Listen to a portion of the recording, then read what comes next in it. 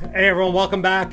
We got Invest Like Mike back on the channel. It's been a while. We're going to talk about market crash, danger signs in China, and yeah, just general Bitcoin stock market fun, and what Mike's doing right now to take advantage of this, what signs he sees out there, and what you can do to make money in this market. It's been way too long. I don't think we've done a video since early in the year.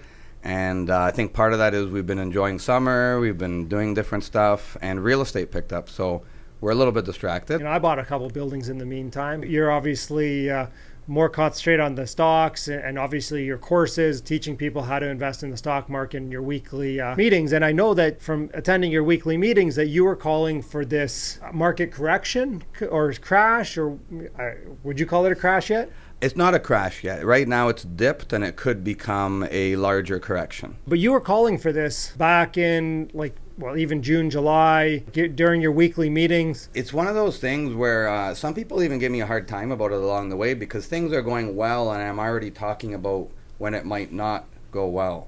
And it's kind of weird to people sometimes if you're doing that. But if I can relate this to real estate, I mean, I have seasonality to student rental properties. There's specific dates I do specific things, and other people who are new to it just don't do that. They're not aware yet. So I would kind of compare it to that. And there's a seasonality to investing during this pandemic, in my opinion, and I have applied that to my investments. You told your weekly people you thought this was coming, and so what did you do to prepare? So basically, when they printed money in March, I said, buy everything. You know, not everything. I actually recommended quality stocks over Tesla, for example, but basically purchase things that are of high quality because they're cheaper right now. My plan was for people to exit by around September, maybe August, maybe September, but I didn't want to be there in October, and I probably didn't want to be there in September. Now, why was that? Last year, during the pandemic, we were in a similar spot to right now. We're entering winter, we're entering COVID and flu season. Money printing ran out September 1st last year. Money printing just ran out. I'm treating it exactly the same as last year. I told everyone the exact same thing last year to get out in August or September. So this is nothing new. It's a repetition of something that has worked for me in a repetitive fashion so far. This has nothing to do with possible Chinese housing collapse or the Canadian election, or because I don't think anybody actually cares about that. I mean, people do. I can see it on my Instagram, but it has no effect on the market.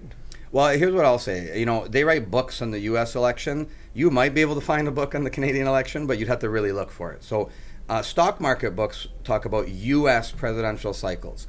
Not Germany, not France, U.S. And why? Because the reserve currency of the world is the U.S. dollar, and the number one biggest market is the New York Stock Exchange, basically. So that's why we track it. So do I care about the Canadian election? I do, because I am Canadian, but do I have that impact my decisions on stocks? Absolutely not. The Chinese housing debacle that might happen, that's not even part of why I sold. That's just... Well, we didn't know, that only came up in the last week. Right. Although we have seen a government crackdown from China on bigger companies over there, which has caused some contagion over here too. I'll tell you something. It's kind of funny. When I'm expecting a big dip to happen, and when it's not just me, there's other people too, often something else happens that they blame it on as the trigger, even though it was going to happen anyways. That's my opinion. And if the Chinese housing market starts collapsing this month, they will blame that, even though without that, it probably would have been kind of weak anyways. This will just make it a bad crash, potentially, if that happens. But I think they will ignore the fact that weakness was coming anyways. I'm not unaware of those other things, but that just adds to my bear case.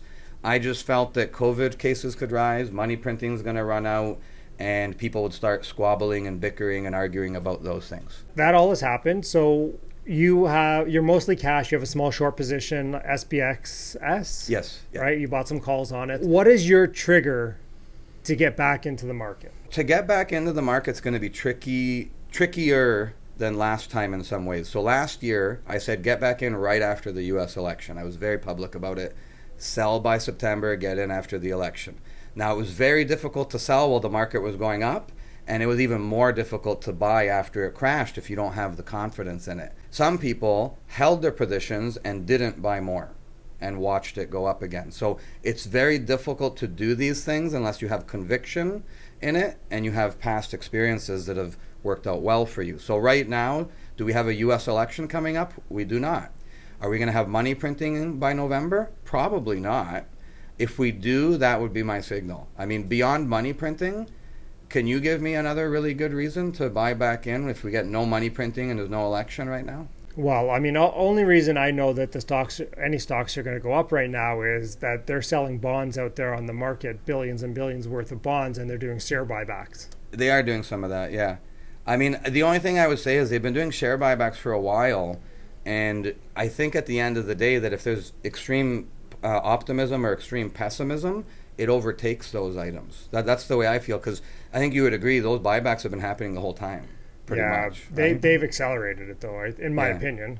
We're kind of guessing when we talk about that stuff. I guess if they printed $3.5 trillion, which is what Joe Biden wants to do, I don't think we'd be guessing at all. We would just say buy with both hands. Yeah.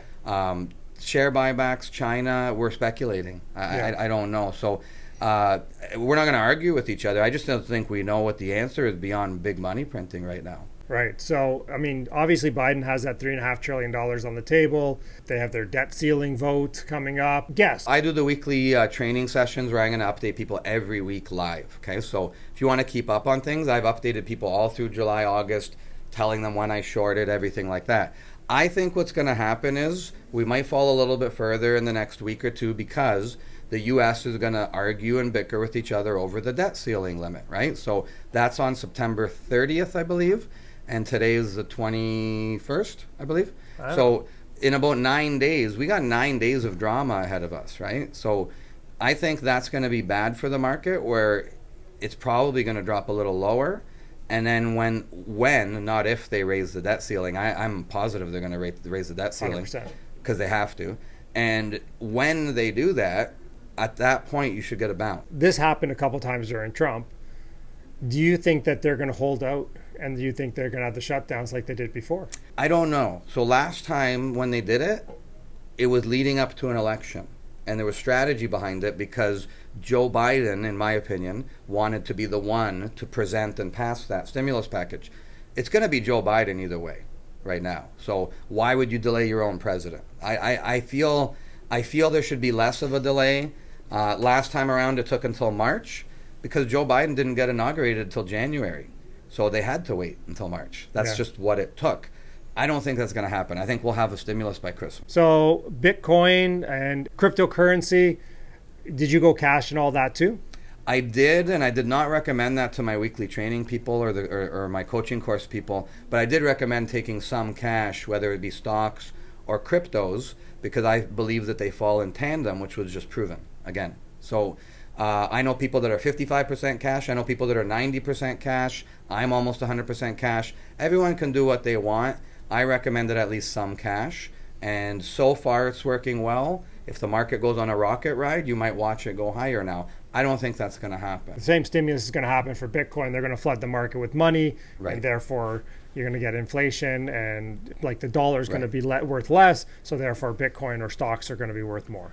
I think so. And I mean, it sounds like an oversimplification to some people, but since COVID, we've printed trillions upon trillions of dollars just in America. Globally, countries have been giving money to their citizens. That adds to the debt. You're devaluing your currency. Okay, so in Canada or America or France or wherever, I pay more for my food. Housing went up, stocks went up, Bitcoin went up, oil went up.